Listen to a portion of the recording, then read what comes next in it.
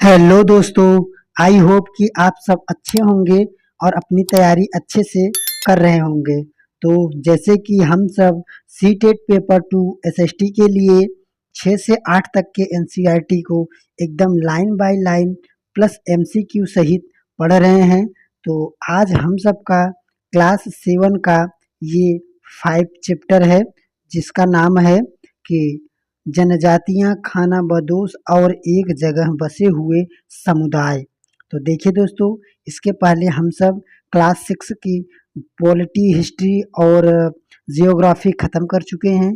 आज हम सबका जो क्लास 7 का एनसीईआरटी का हिस्ट्री क्लास 5 चल रहा है। तो देखिए दोस्तों, जैसे कि हम सब जैसे ये चैप्टर है, इस पेज को फिर अगले पेज को 1-2 पेज जो भी पढ़ते हैं उसके संबंधित जितना भी प्रश्न रहता है उस प्रश्न को हम सब डिस्कस करते हैं। देखिए, फिर उसके बाद अगले पेज को पढ़ते हैं। तो देखिए दोस्तों, अगर आप सबको अच्छे से एकदम सीटेट पास करना है 90 प्लस और एक बार में पास करना है, तो अब जान लीजिए आप सबको बिना ये एनसीईआरटी पूरा बुक या थ्योरी बिना पढ़े पास नहीं हो सकते हैं। क्योंकि अब वो दिन गया जो बहुत क्या होते थे कि प्रीवियस ईयर लगा कर चले जाते थे, दोहराता भी था प्रीवियस ईयर से, तो तुक्का उक्का थोड़ा बहुत लगा कर चले आते थे। अब वो दिन गया दोस्तों। देखिए, क्योंकि अब क्या हुआ कि सीटेट सेंट्रल हो गया है और एकदम अनलिमिटेड कर दिया है हमेशा के लिए। तो इन्हीं सब के लिए, और जो अदर स्टेट में भी इसको मान्यता है, पहले से ही सेंट्रल है, तो इन सभी को देखते हुए अब जो सीटेट है वो एकदम हार्ड क्वेश्चन बनाता है। तो देखिए दोस्तों, ये थ्योरी को आप एकदम एक बार कंसेप्ट को एकदम समझिए, इतिहास एक कहानी के माध्यम से समझे रहिए, तब आप इसमें से अगर जब प्रीवियस ईयर लगाएंगे तब आप अच्छे से इसको पढ़ सकते हैं। वरना यही होगा, आप एक साल में 2 साल में 1-2 नंबर से गिर कर 6-6 महीने वेट करके इसे पगलाई करेंगे। तो देखिए दोस्तों, आशा है कि आप सबको समझ में आ गया होगा। तो जैसे आप इसको देख सकते हैं कि ये इतना इतना जान लीजिए, इतना का मतलब समझ सकते हैं कि कम से कम आधे पेज को लेकर एक प्रश्न बनाया है। और अब समझ सकते हैं कि आप वन लाइनर क्वेश्चन नहीं पूछता है। तो चलिए दोस्तों, देखिए हम सब शुरू करते हैं अपने चैप्टर को। तो देखिए, लिखा गया है कि जनजातियां खानाबदोश और एक जगह बसे हुए समुदाय। तो देखिए, यहाँ पर लिखा गया है आगे कि इसके पहले वाले कक्षा में हम सब क्लास जो अध्याय दूसरा, तीसरा, चौथा था, इन सब के बारे में भी थोड़ा बहुत पढ़े थे। एक आध दो जनजातियाँ वगैरह आए थे। तो आप यहाँ पर देखिए, पूरा जितने थे और 2-4 ठो आए हैं, या और जो इसके बारे में चैप्टर के बारे में विस्तार करेंगे हम सब। तो देखिए एकदम ध्यान से और सुनते चलिए। तो देखिए, बने रहिए, और अगर वीडियो अच्छा लगे तब चैनल को सब्सक्राइब करना, वरना आप जाइए फिर किसी का प्रीवियस ईयर देखकर 1-2 नंबर से फेल होकर आइए। ये ऐसा नहीं है। तो चलिए अब शुरू कर रहे हैं। तो यहाँ पर देखिए, लंबे अंतराल में, अब इसके पहले जो था, जो शासन वासन कर रहे थे, उसके बाद ऐसे चलता रहा। तो कुछ समय ऐसे बीतने के बाद, उस समय बीतने के बाद बस कंसेप्ट समझते चलिए दोस्तों। तो बताया गया कि कुछ समय बीतने के बाद ना, अंतराल या कुछ समय बीतने के बाद महत्वपूर्ण राजनीतिक और सामाजिक आर्थिक परिवर्तन आए। तो याद रखना, इस वाक्य को, एक-एक वाक्य को, एक-एक शब्द को भी याद रखना ना। कुछ समय बाद क्या, जो समाज था उसमें राजनीतिक, सामाजिक और आर्थिक, इन तीनों में परिवर्तन आया ना। लेकिन सामाजिक परिवर्तन हर जगह एक समान नहीं थे। अब यहाँ पर देखिए, इस वाक्य को हम अभी दिखाएंगे। पूछा गया है, ऐसे पूरा वाक्य उठाकर रख देता है कि लेकिन समाज में समान नहीं था, कहीं कुछ हुआ था, कहीं कुछ हुआ था। ये नहीं कि एक परिवर्तन सभी जगह हुआ था, ऐसा नहीं था। एक कंसेप्ट है इसका, तो ध्यान रखना, क्योंकि देखिए यही सब पूरा लाइन पूछता है दोस्तों। इसीलिए हम आप सबको प्लीज़ बार बार बोल रहे हैं कि हर लाइन को अच्छे से समझते चलिए। याद नहीं करना है, याद नहीं हो पाएगा, बस समझते चलिए। तो यहाँ पर देखिए, लिखा गया है कि जो उस समय के जो सामाजिक परिवर्तन आए, तो हर जगह नहीं आए। जैसे कि हम सब समझ सकते हैं कि इस समय भी अगर कोई कहीं पर सामाजिक परिवर्तन आता है तो हर जगह नहीं आता है, कहीं कहीं पर 1-2 राज्य, 2-3 राज्य में आता है, फिर उसके बाद बढ़ते बढ़ते सभी जगह ऐसे फैलता है। आगे लिखा गया, क्योंकि अलग अलग किस्म के समाज अलग अलग तरीकों के विकसित हुए, ऐसा कैसे और क्यों हुआ, यह समझना बहुत महत्वपूर्ण है। तो देखिए दोस्तों, यहाँ आपको समझाया गया कि ऐसा क्यों हुआ, क्योंकि अलग अलग क्या होते थे, समाज होते थे। तो आप देखिए यहाँ पर आगे लिखा गया कि इस महाद्वीप में बड़े हिस्से में समाज वर्ल्ड वर्ल्ड के नियमानुसार पहले से ही विभाजित थे। जैसे कि हम सब इसके पहले वाले क्लास में पढ़े थे कि क्षत्रिय, शूद्र, वैश्य और जो ये थे, ये सब वर्ड के हिसाब से बटे हुए थे। तो इसमें बस जिक्र आया है कि ये सब पहले थे। अब इसके बाद क्या था, ब्राह्मणों द्वारा सुझाए गए नियम बड़े बड़े बड़े राज्यों के राजाओं द्वारा स्वीकार किए गए थे। तो यहाँ पर इसको याद रखना दोस्तों, हाईलाइट किए हैं, बार बार बोल रहे हैं। तो देखिए वीडियो भले दो दो वीडियो में बनाया जाए चैप्टर पर अच्छे से समझ कर, और आप सबका इसी में भलाई है, जो दोबारा या तिबारा देने जा रहे हैं वो इस बात को समझ सकते हैं कि कितना महत्वपूर्ण है थ्योरी। जान लीजिए, अब अगर आप ऐसे समझ कर नहीं जाएंगे तो बस वही होगा, आप धराशायी होकर चले आएंगे। तो देखिए यहाँ पर बताया गया कि जो वर्ण विभाजन था वो तो सही था। उसके बाद क्या था कि ब्राह्मणों द्वारा जो सुझाए गए नियम थे, जो जैसे ब्राह्मण बताते थे कि ये, यज्ञ करना चाहिए, पुत्र प्राप्ति के लिए ये यज्ञ करना चाहिए, और जो इधर उधर की जो चीज़ें बताते थे यज्ञ के बारे में और जो बारे में उसके बारे में, तो ये सब क्या होते थे, जो बड़े बड़े राजा लोग रहते थे वो सब भी ना, राजा लोग भी स्वीकार करते थे।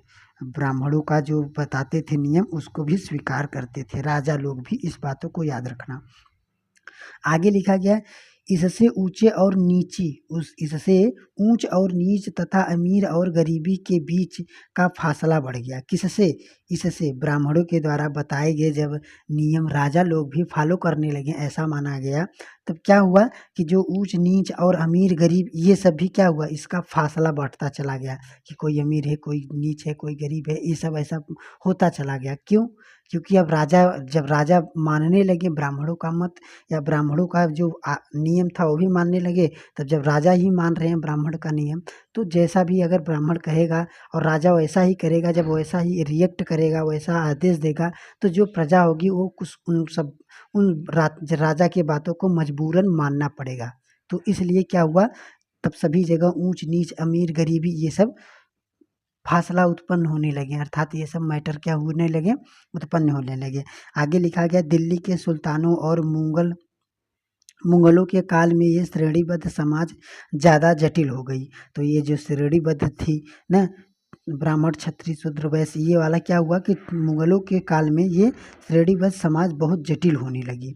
आगे देखिए यहाँ पर लिखा गया, और आगे देखिए यहाँ पर लिखा गया, बड़े शहरों से परे जनजातियां समाज।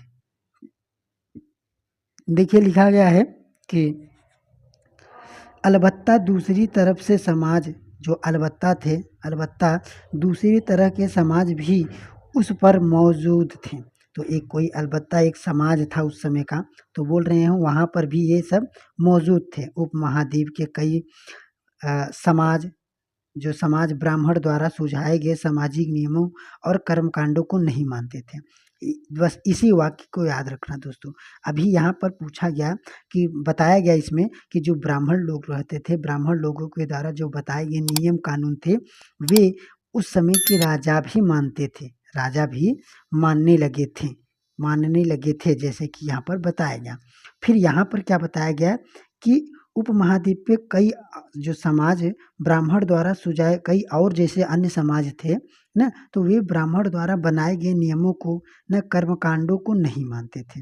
तो और जो अन्य समाज थे, राजा तो मानते थे, पर जो और अन्य समाज थे वो नहीं मानते थे। तो इसको भी याद रखना।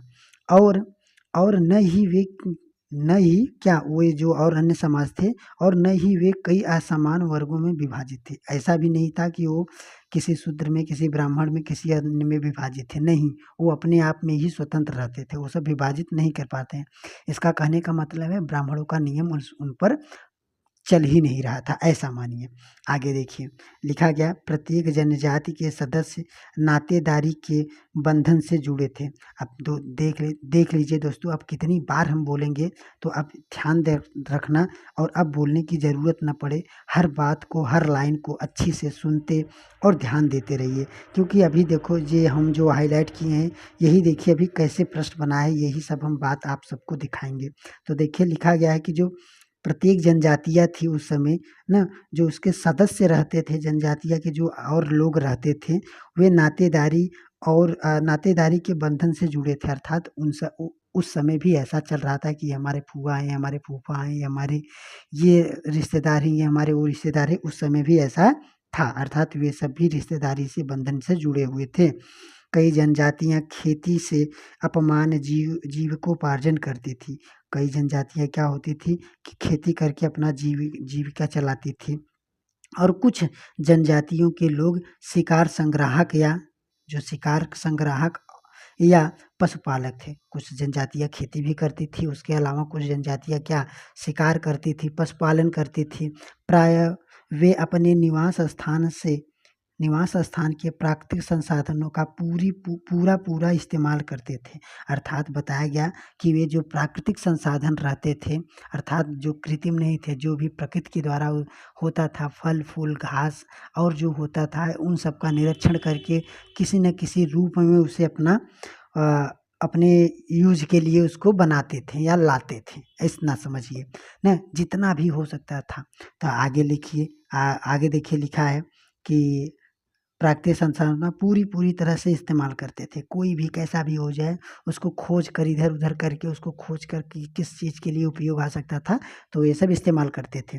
इन गतिविधियों का मिली जुली रूप अपनाते थे।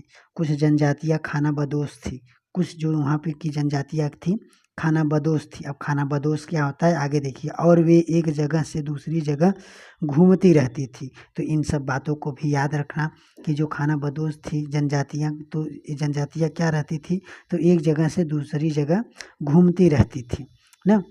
आगे लिखिए, जनजातियाँ समूह संयुक्त रूप से भूमि और चारवाहों पर नियंत्रण रखते थे। तो इस बात को एकदम ठीक से दोस्तों, क्योंकि अभी प्रश्न पूछा गया है, बस इसलिए यहाँ इस बात को हम आपको नोटिस करा रहे हैं। तो याद रखना कि जो जनजाति के समूह के संयुक्त रूप थे, तो जो जनजाति के जो संयुक्त रूप थे वो सब तो क्या करते थे, तो उन सब का क्या होता था कि भूमि और चारागाहों पर नियंत्रण रखते थे, अपना देखभाल करते थे। कहीं दूसरा कोई है ना ऊपर उसका का हड़प ले, या तो कोई ऊपर उस पर कोई दूसरी जनजाति आकर अपना उपयोग ना करने लगे उस चारागाह या भूमि को। तो ये सब निरीक्षण करते थे और उस पर नियंत्रण करते थे ना। आगे लिखा गया, और अपने खुद के बनाए गए नियमों के आधार पर परिवारों के बीच इनका बंटवारा करते थे। और आगे लिखा गया है, इस महाद्वीप के विभिन्न हिस्सों में कई बड़ी जनजातियां फैली। सामान्यतः यह जंगली पहाड़ों, रेगिस्तानों, दूसरी दुर्गम जगहों पर निवास करती थी। कभी कभी जो जाति थी वे विभाजन पर आधारित अधिक शक्तिशाली थी। जो विभाजन थी, जो अलग अलग थे, तो उनमें से कोई जातियाँ जो थी वो अधिक शक्तिशाली होते थे ना। तो समाज के साथ उनका टकराव हो जाता था, और जो अन्य समाज थे उनके साथ उनका टकराव हो जाता था। कई मायनों में इन जनजातियों ने अपनी आज़ादी को बरकरार रखा, और अन्य मायनों में बहुत बचाते हर एक चीज़ में उन्होंने क्या किया, जनजाति लोगों ने अपना जो आज़ादी था उसको बरकरार रखा। अपनी हलदार संस्कृति को बचाया। लेकिन जाति आधारित और जनजाति समाज दोनों अपनी विविध किस्म की ज़रूरतों के लिए एक दूसरे पर निर्भर रहें। तो याद रखना कि क्या हुआ, जनजाति भी एक दूसरे पर निर्भर रहते थे। तो आज भी देखिए हम सब एक दूसरे पर निर्भर थे, पहले भी ये प्रथा थी। कभी भी कोई एक अपने आप में स्वतंत्र नहीं रहता है, स्वतंत्र रहते हैं पर एक दूसरे का काम न किसी के लिए काम करना पड़ता है। एक दूसरे से हम कनेक्ट रहते हैं, जुड़े रहते हैं। तो ये भी पहले भी था, भले जनजातियाँ अलग अलग थीं पर एक दूसरे से जुड़ी रहती थी। तो देखिए आगे लिखा गया है, टकराव और निर्भरता के इस संबंध के दोनों तरफ समाज को धीरे धीरे बदलने का भी काम किया गया। आगे देखिए लिखा गया है जनजाति लोग कौन थे। तो देखिए आगे लिखा गया है कि समकालीन इतिहासकारों और मुसाफिरों मुसाफिरों ने जनजातियों के बारे में बहुत कम जानकारी दी है। तो इस वाक्य को बार बार बोल रहे हैं, इस वाक्य को एकदम ठीक से याद कर लेना। ये जो वाक्य है पूरा ऐसे उठाकर रखा गया है विकल्प ए या बी कुछ भी बनाकर। तो याद रखना जो अ, इतिहासकार थे तो उस समय के जनजातियों के बारे में बहुत कम जानकारी दी है। कुछ अपवादों को छोड़ दिए तो जनजातियाँ जनजाति लोग जो थे वह लिखित सामग्री या दस्तावेज भी नहीं रखते थे। जो जनजाति लोग थे जैसे इस समय बहुत लोग हैं अपना आत्मकथा अपनी जीवनी, जैसे राजा लोग थे तो अपना इतिहास लिखवाते थे। तो उस समय जो जनजाति थे उनमें ऐसा डेवलपमेंट नहीं था, उनके दिमाग में ऐसा नहीं था कुछ कि यार जो हम संस्कृति है हमारी और जो हम सब जैसे राज कर रहे हैं उन सबको ऐसे एक किसी किताब में किसी के लेखन के माध्यम से उसको लिखा जाए, ऐसा उन सब के बाद कुछ नहीं था। तो वो सब क्या हुआ कि वो अपना दस्तावेज भी नहीं रखते थे कि उन सब के बारे में पढ़ा जा सके। आगे लिखा गया है लेकिन समृद्ध रीति रिवाज और वाचिक मौखिक परंपरा को वे सर्वेक्षण करते थे। अर्थात पर क्या था वो कि वो जो उनका जो रीति रिवाज था, जो उनकी भाषा थी, बोली थी, वे परंपरागत चलती रही। जैसे मान लीजिए जैसे भाषा वो बोलते थे उनकी पीढ़ी भी वैसे बोलती थी, जैसे रीति रिवाज में ढलते थे उनकी पीढ़ी भी वैसे रीति रिवाज में ढलते हुए चल दी। आगे लिखा गया है ये परंपराएं हर नई पीढ़ी को विरासत में मिलती थी। जैसे कि अभी हमने बताया आज के इतिहासकार जनजातियों का इतिहास लिखने के लिए इन वाचिक परंपराओं का इस्तेमाल करते हैं। अब जब आज जो भी जो कुछ लिखते हैं इतिहासकार जनजातियों के बारे में तो यही सब जैसे भाषा था, कौन सी संस्कृति थी, थोड़ा बहुत जो मिलता है उन्हीं के माध्यम बनाकर लिखते हैं। आगे लिखा गया कि जनजातीय लोग भारत के लगभग हर क्षेत्र में पाए जाते थे। इस बात को भी एकदम ध्यान से, क्योंकि ये भी ऐसे विकल्प बी सी कुछ भी बनाकर ऐसे पूरा वाक्य लिखता है कि जो जनजाति लोग थे वो भारत के हर क्षेत्र में पाए जाते थे। अब हर क्षेत्र के अलावा यहीं बस लिख देगा कि कुछ कुछ क्षेत्र में। तो अगर आप ध्यान से नहीं पढ़े रहेंगे इस वाक्य को तो पढ़ने के बावजूद भी आप गलती करके आएंगे। तो याद रखना जैसे ये देखिए प्रश्न ऐसा रहेगा। अब ये प्रश्न यही है, सीटेट ऐसे ही प्रश्न बनाता है। तो लिखिएगा जनजाति लोग भारत के कुछ कुछ हिस्से में, ऐसे लिख दिया कि कुछ कुछ हिस्से में पाए जाते थे। तो यहाँ पर देखिए पर लिखा गया है कि जो जनजाति लोग थे वह भारत की हर जगह या हर क्षेत्र में पाए जाते हैं। आगे लिखा गया किसी भी एक जाति का इलाका और प्रभाव समय के साथ साथ बदलता रहा। और जो भी जनजाति के इलाके थे, क्षेत्र थे, वह क्या हुआ समय के साथ साथ उसमें परिवर्तन आते गए।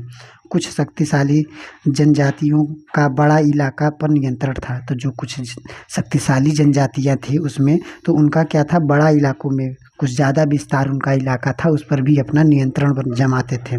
आगे लिखा गया पंजाब में खोखर जनजाति, जैसे कि उदाहरण के लिए बताया गया कि जो पंजाब के खोखर जनजाति थे, पंजाब के खोखर जनजाति थे वो 13वीं और 14वीं सदी के दौरान बहुत शक्तिशाली थे।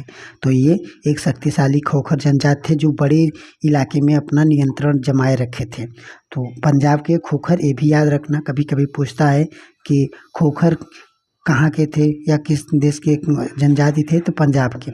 आगे है कि 13वीं 14वीं और दौरान अपना प्रभावशाली थे। और आगे यहाँ से देखिए लिखा है यहाँ बाद में खग्गर ना, क्या खग्गर। अब यहाँ पर देखिए खोखर और फिर यहाँ खग्गर ना, तो यही खोखर के जगह पर ही खग्गर थे। लोग ज़्यादा महत्वपूर्ण हो गए। उनके मुखिया कमाल खान खग्गर को बादशाह अकबर ने मनसबदार बनाया। तो यही जो गख्खर थे, गख्खर या खोखर के स्थान पर गग्गर थे, तो इन्हीं के क्या थे, सरदार थे। क्या नाम था, कमाल खान गख्खर ना। कमाल खान गख्खर को क्या, कौन, अकबर ने इनको क्या बनाया, मनसबदार बनाया, मनसबदार बनाया। तो ये भी पूछ सकता है कि अकबर ने किस जनजाति के मुखिया को क्या बनाया था, अपना मनसबदार बनाया था। तो याद रखना गख्खर को अपना जनजाति बनाया था। और आगे देखिए लिखा गया है, इसी प्रश्न को इस तरह पूछ सकता है कि कलाम खान गख्खर को मनसबदार किसने बनाया था। तो याद भी रखना एक अकबर ने ना। आगे लिखा गया है मुल्तान और सिंध में मुगलों द्वारा अधीन कर लिए जाने पहले लंगार और अरघुन लोगों का प्रभुत्व अत्यधिक विस्तृत क्षेत्र था। अब आगे देखिए, यहाँ पर लिखा गया है उत्तर पश्चिम में एक और विशाल जनजाति ना। तो देखिए यहाँ पर है कि उत्तर पश्चिम में एक और विशाल जनजाति थे। अब उसके बारे में तो देखिए, पहले अभी हमने क्या पढ़ा कि पंजाब में खोखर जनजाति थे, उसके बाद वहाँ पर गख्खर हो गए ना। और गख्खर के जो मुखिया थे उनका नाम था कमाल खान गख्खर, जिसने अकबर ने क्या बनाया, अपना मनसबदार बना लिया था। तो इन सब बातों को एकदम ध्यान से सुनते चलिए। आगे लिखा गया है जो एक विशाल जनजाति थे, कहाँ से कहाँ पर, याद रखना, कहाँ भी हम उसके ऊपर वाले पैराग्राफ में पढ़े, उत्तर और पश्चिम में। अब देखिए उत्तर पश्चिम में कौन से थे, तो देखिए उत्तर पश्चिम ने उन्हें जनजाति थी कौन, बलोच। कौन से, बलोच थे। ये लोग अलग अलग मुखिया वाले कई छोटे छोटे कुलों में विभाजित थे। तो देखिए ये बताया जाता है कि जो बलोच थे ये अलग अलग मुखिया वाले और छोटे छोटे कुलों में। तो याद रखना, ये ऐसे पूछा जाता है कि कौन से जनजाति कुलों में विभाजित थी, ऐसे ही पूछा जाएगा कौन से जनजाति कुलों में विभाजित थी, तो बलोच। या आगे दे दिया जाएगा कि बलोच जनजाति किन भागों में बटे हुए थे ना। तो याद रखना कुलों में। अब कुल क्या होता है, यहाँ पर देखिए लिखा गया, जैसे कि जैसे बोलते हैं वंशानुकुल अर्थात जैसे वंशानुगत वंशा, माता का पिता, फिर उसका पुत्र, ऐसे इसी को हम वंशज कुल या पूर्वज कहते हैं ना। यहाँ पर ऐसे लिखा गया है। तो आगे देखिए लिखा गया है कि जो बलूच थे वो कुलों में विभाजित थे। पश्चिमी हिमालय में गडकरी या गडेरियों की जनजाति रहती थी ना। उपमहाद्वीप के सुदूर उत्तर पूर्व भाग में भी, अब देखिए अभी उत्तर पश्चिम में कहा आया बलूच, अब यहाँ पर है उत्तर और पूर्वी में। उत्तर पूर्वी में कौन थे, नागा और अहोम और कई दूसरी जनजाति की पूरी तरह प्रभुत्व था। तो इसको भी याद रखना। देखिए उत्तर पश्चिम में बलोच थे, पंजाब में खोखर थे ना। इसके बाद उत्तर और पूरब में नागा और अहोम थे। इन बातों को याद रखना। आगे देखिए लिखा गया है कि मौजूदा बिहार और झारखंड के कई इलाकों में 12वीं सदी तक चेर सरदार शाहियों का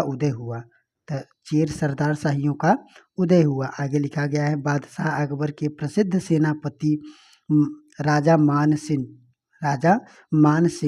तो याद रखना कि जो ये राजा अकबर के सेनापति का नाम पूछा जाता है, तो याद रखना क्या था, मान सिंह।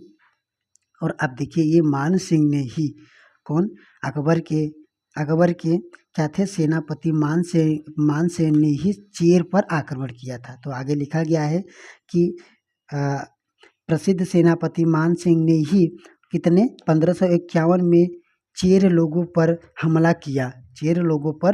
हमला किया और उन्हें परास्त किया। तो याद रखना कि अकबर का सेनापति मान सिंह ने ही चेरों पर आक्रमण करके उन्हें परास्त किया और उन्हें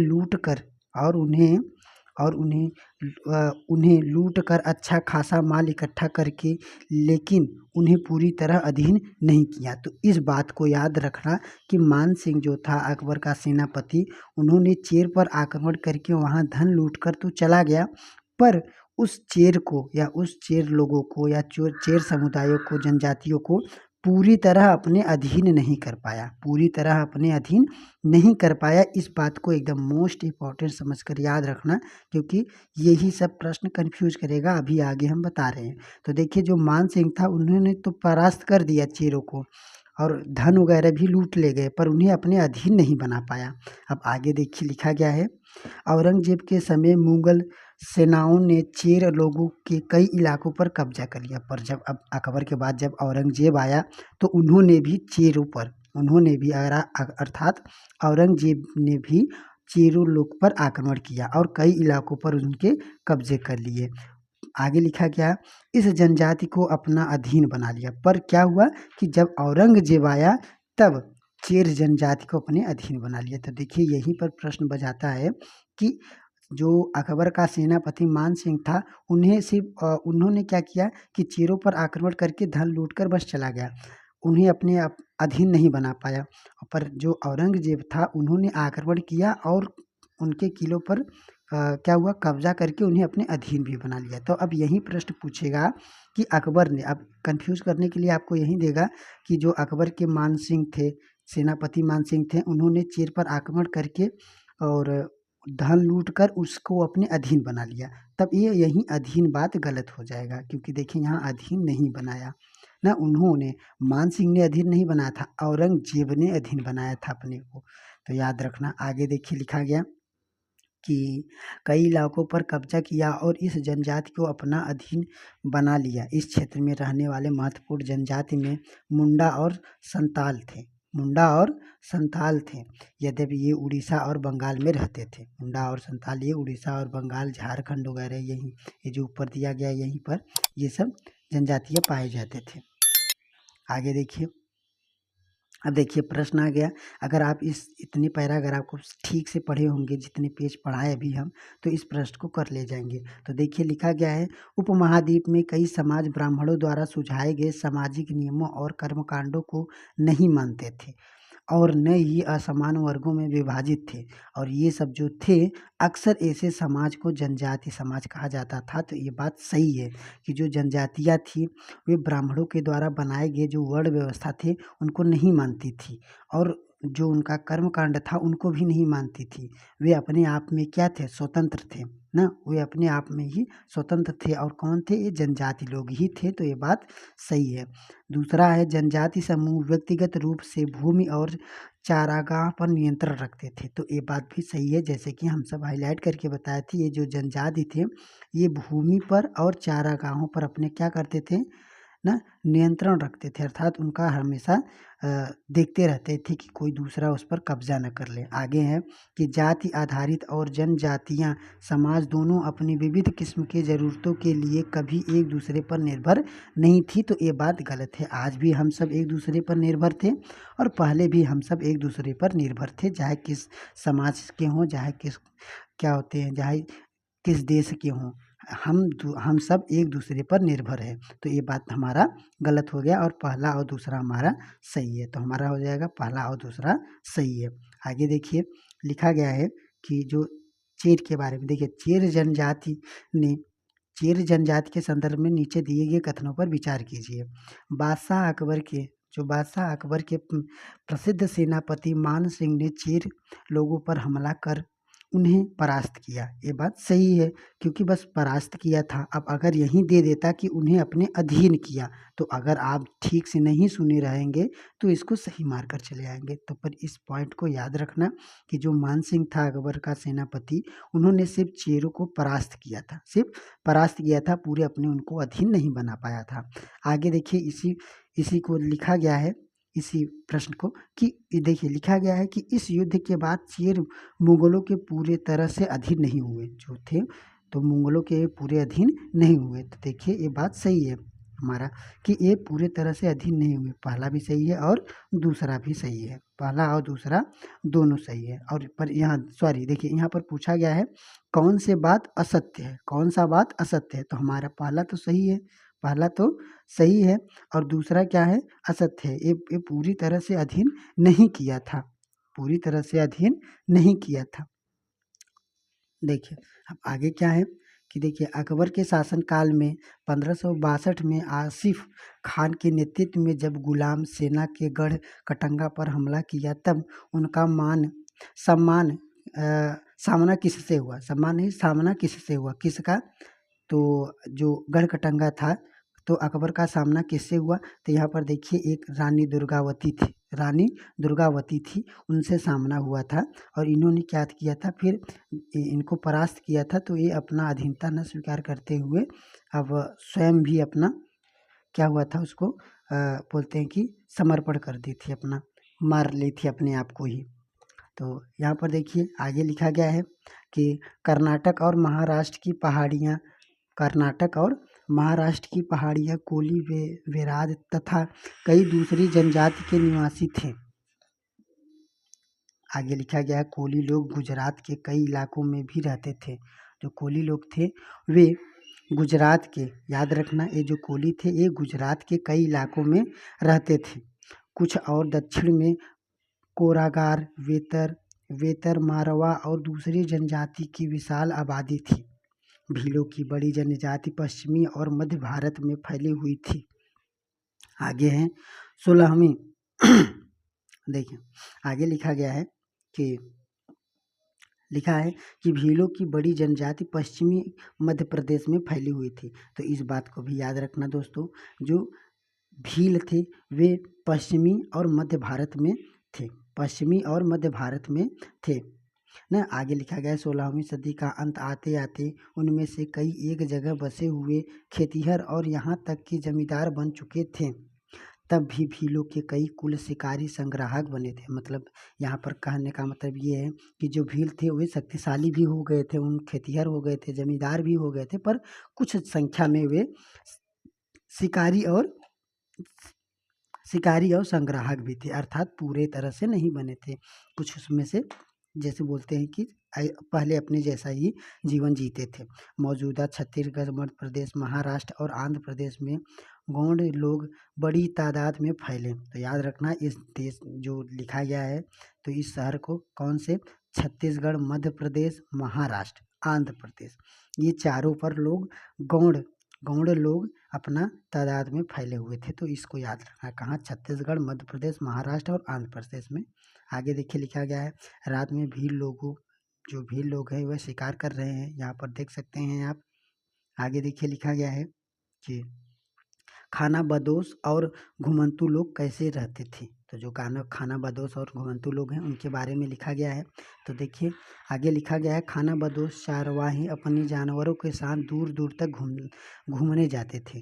तो जो क्या होते थे, खाना बदोश होते थे, वे अपने जानवरों के साथ दूर दूर तक घूमते थे।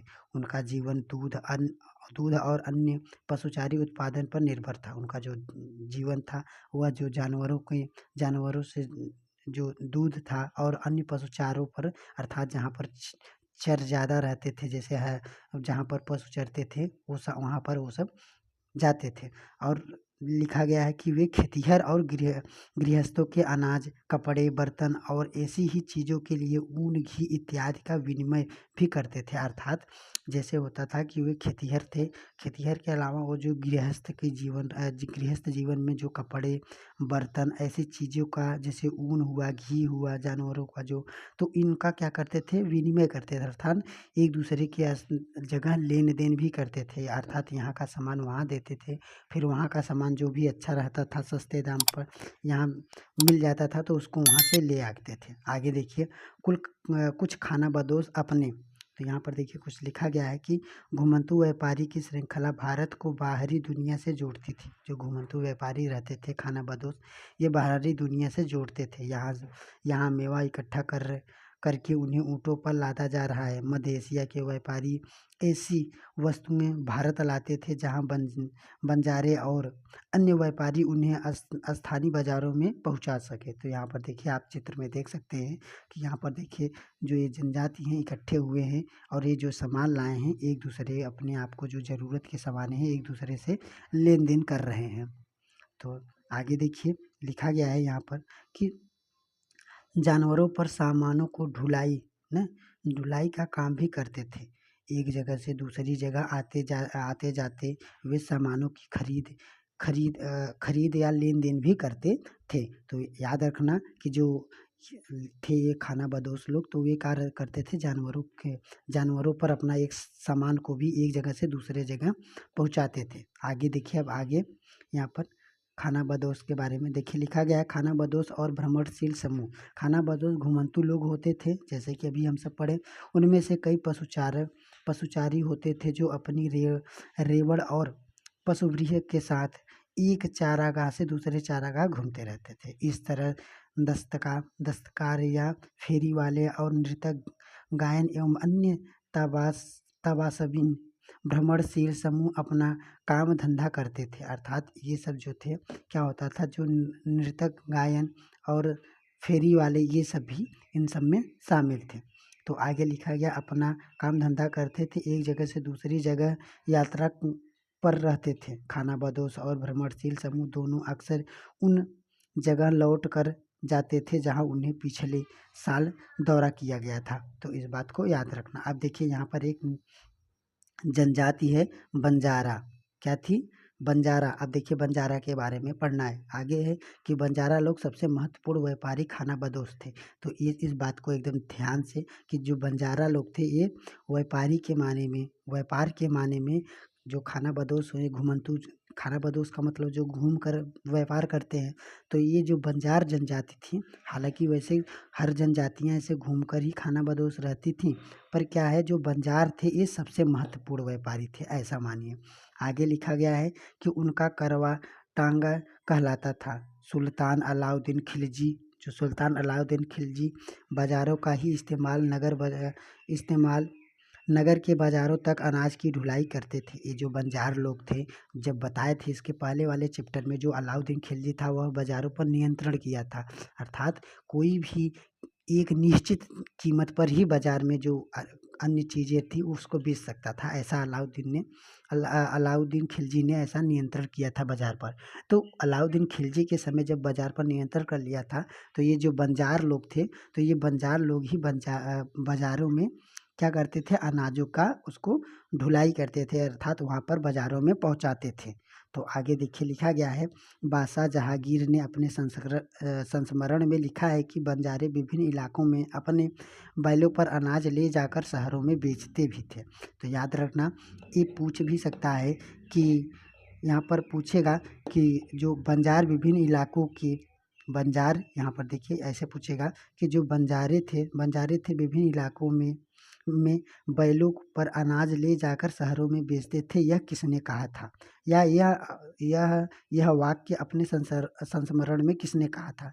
तो याद रखना, ये जो जहांगीर था, इन्होंने अपने संस्मरण में लिखा है कि जो बंजार लोग थे वे इलाकों में जो जाते थे, नए नए इलाकों में जाते थे अपने बैलों के साथ, तो उस पर अनाज भी ले जाकर वहाँ पर बेचते थे। आगे देखिए लिखा गया है, सैन्य अभियानों के दौरान मुगल सेना के लिए खाद्य अन्नों की ढुलाई भी करते थे। अर्थात जैसे जब जो राजा रहते थे वे सैन्य अभियान में जब निकलते थे, तो उसके पीछे पीछे क्या करते थे, बंजारे लोग मुगलों के सेना के जो खाद्य अन्य, अर्थात जो खाने या पीने की जो सामग्रियाँ रहती थी, उनका क्या करते थे, उनके पीछे पीछे ढुलाई करते थे उसका, जैसे लेकर जाते थे कहीं पर, जब रुकते थे तो वो सब रहते थे, तो उसी को खाना वाना जो रहता था उसी पर वो लाद कर लेकर जाते थे, ऐसा समझिए। आगे लिखिए, लिखा गया है, किसी भी विशाल सेना के लिए 1 लाख बैल अनाज ढोते थे। तो याद रखना, किसी भी विशाल समाज के लिए सेना 1 लाख बैल रहते थे। अब इस 1 लाख बैल में देखिए आगे लिखा गया 17वीं, अब देखिए बंजार के बारे में ही है आगे, ध्यान देना। आगे लिखा गया है, 17वीं सदी के प्रारंभ में भारत आने वाले एक अंग्रेजी व्यापारी पीटर मंडी, कौन थे? पीटर मंडी। तो याद रखना, ये अंग्रेजी क्या थे? व्यापारी थे। पीटर मंडी ने बाजार का वर्णन किया। अब देखिए पीटर मंडी ने किस प्रकार का वर्णन किया है। तो यहाँ पर बोले, पीटर मंडी ने बताएं कि सुबह हमारी मुलाकात बंजारों की एक टांगा से हुई जिसमें 14,000, कितने? 14,000 बैल थे। उस टांगा के पास जिससे वो मुलाकात किए, उनके पास कितने थे? 14,000 बैल थे। सारे पशु गेहूँ और चावल से जैसे अनाजों से लदे हुए थे। तो उन्होंने जब देखा, इस मुलाकात की, तो जो 14,000 बैल थे, 14,000 बैलों पर चावल और अन्य अनाज लदे हुए थे। ये बंजारे लोग अपनी पूरी घर गृहस्थी, बीवी और बच्चे अपने साथ लेकर जाते थे। तो ये जो बंजार लोग थे, ये जब भी जहाँ भी जाते थे तो अपने बीवी बच्चों एवं गृहस्थी का जो सामान था वो लेकर ही चलते थे, अर्थात इनका कोई अस्थाई था नहीं था। तो आगे लिखा गया कि एक टांगा में कई परिवार होते थे। आप ये भी जान लीजिए कि ये 14,000 बैल एक ही लोग का नहीं था। ये जो एक टांगा थे, एक टांगा में क्या रहते थे? बहुत लोग, बहुत परिवार रहते थे। उनका जीने का तरीका उन भारवाहों से मिलता जुलता है ना, जो लगातार एक जगह से दूसरी जगह जाते रहते हैं। गाय बैल उनके अपने होते हैं, जो गाय बैल होते थे उनके अपने होते थे, और कई बार वे सौदागरों के द्वारा भाड़े पर भी नियुक्त करते थे। तो इस बात को याद रखना, इन दोनों वाक्य को। तो कभी कभी पूछेगा इन दोनों वाक्य को दे देगा तो बोलेगा कि जो उनका जो बैल रहता था वे क्या होता था कि सौदागरों से भाड़े पर नियुक्त करते थे। तो ये भी पूछ सकता है और ये भी पूछ सकता है कि जो उनके बैल या गाय वगैरह थे वे उनके खुद के थे। तो ये दोनों थे। कभी कभी क्या होता है कि उनके जो खुद के भी रहते थे और जैसे जब कमी भी हो जाता था तो वे क्या होता था किसी दूसरे से भी मांग लेते थे, जैसे आज भी चलता है। तो वहाँ पर लिखा गया लेकिन ज़्यादातर वे खुद सौदागर थे, अर्थात जो ज़्यादातर वो जो रहते थे वो खुद ही किसी सामान का सौदा करते थे, अर्थात किसी को देते ही थे, न कि किसी से मांगते थे। आगे लिखा गया है अनाज जहाँ सस्ता उपलब्ध है वहाँ से वे खरीदते थे और उस जगह ले जाते थे जहाँ वह महंगा हो। वहाँ से वे फिर ऐसी चीज़ लाते लाते थे जो किसी जगह मुनाफे के साथ बेची जा सके। टांगा के 6 से 7 सौ तक लोग रहते थे। जो टांगा रहता था उसमें कितने 6 से 7 सौ लोग रहते थे। वे एक दिन में 6 से 7 मील से ज़्यादा सफ़र नहीं कर सकते थे। यहाँ तक कि ठंडे मौसम में भी अपने गायों बैलों से सामान उतारने के बाद वे उन्हें चरने के लिए खुला छोड़ देते थे, क्योंकि यहाँ ज़मीन पर्याप्त थी और रोकने वाला कोई नहीं था। तो इस बात को याद रखना। अब देखिए अगर आप इस जितने अभी हम सब पेज को पढ़े, अगर इस पेज को अगर आपने ठीक से सुना होगा तो इस प्रश्न को कर ले जाएंगे। देखिए लिखा गया है खानाबदोश के संदर्भ में निम्न कथनों में से कौन सा कथन सत्य है। तो याद रखना खानाबदोश सब क्या थे, इन्हीं के बारे में हम सब पढ़े। अब देखिए लिखा गया खानाबदोश घुमंतु लोग थे, ये बात सही है। उनमें से कई पशुचारी होते थे जो अपनी रेवड़ और पशुवृत्त के साथ एक चारागाह से दूसरे चारागाह घूमते थे। तो ये बात सही है। दूसरा है कि ये समाज के किसी अन्य जाति वर्ग के संपर्क नहीं रखते थे तथा ये लोग अपने ज़रूरत के सामान के लिए आत्मनिर्भर थे। तो ये बात गलत है। तो देखिए ये जो लोग थे ये समाज के किसी भी अन्य जाति वर्ग से संपर्क नहीं थे। यहाँ तक तो बात सही है, यहाँ तक बात सही है। पर आगे क्या लिखा है तथा ये लोग अपनी ज़रूरत के सामान के लिए आत्मनिर्भर थे। तो नहीं, ये बात नहीं है, आत्मनिर्भर नहीं थे, एक दूसरे की सहायता लेनी पड़ती थी। तो हमारा यहाँ पर पहला सही हो जाएगा और दूसरा गलत है। आगे देखिए लिखा गया है बंजारे लोग कौन थे। तो बताया गया कि जो बंजारे थे वे एकदम महत्वपूर्ण व्यापारी थे, अभी हमने हाईलाइट करके बताया था। आगे देखिए लिखा गया है कि 11वीं और 12वीं सदी के जनजाति के संदर्भ में नीचे दिए गए कथनों में से कौन सा कथन सत्य है। अब देखिए लिखा गया है कि कुछ जनजातियां परिवार शासक वर्ग में शामिल हो गए थे। जो जनजातियां थी वे परिवार शासक वर्गों में शामिल हो गए थे। कई के कुल राजपूत मान लिए गए। देखिए तो यहाँ पर क्या है कि ये तीनों बात सत्य है, मैंने असत्य पर ले लिया था। तो ये तीनों बात सही है, अर्थात हमारा विकल्प क्या होगा, उपयुक्त सभी हो जाएगा। तो अब देखिए दोस्तों यहाँ पर इस पेज को पढ़ेंगे और इस पेज के आगे यहाँ पर जो प्रश्न है उस प्रश्न को अब अगले वीडियो में देखा जाएगा।